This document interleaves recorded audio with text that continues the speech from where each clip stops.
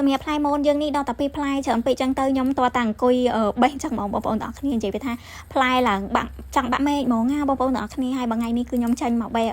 ដាក់ឲ្យមួយដែលគាត់បានកំងហើយបើសម្រាប់ផ្លែមននេះគឺខ្ញុំបេះតែក្រហមទេបងប្អូនទាំងអស់គ្នាសម្រាប់ក្រហមហ្នឹងមានរសជាតិជូរ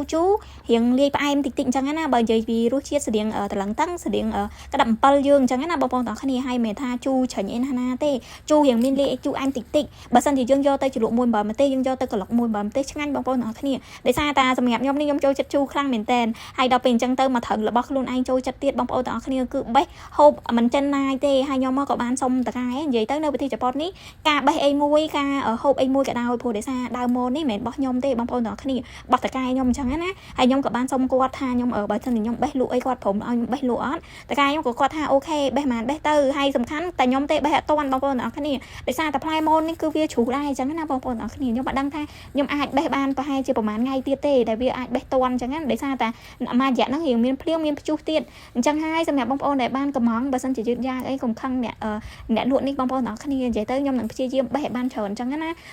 ឲ្យបងប្អូនភ្លក់រសជាតិជូរទាំងអស់គ្នាបើនិយាយវាថាជូរវិញជូរមែនបងប្អូនទាំងអស់គ្នាតែបើជ្រូកបំទេឆ្ងាញ់បងប្អូនទាំងអស់គ្នាសម្រាប់ខ្ញុំណាតែបើសម្រាប់បងប្អូនដែលគាត់ធ្លាប់ហូបអាហ្នឹងគាត់អាចកំងបានអញ្ចឹងណាតែបងប្អូនដែលធ្លាប់ហូបខ្ញុំសូមបញ្ជាក់បងប្អូនថាវារៀងជូរ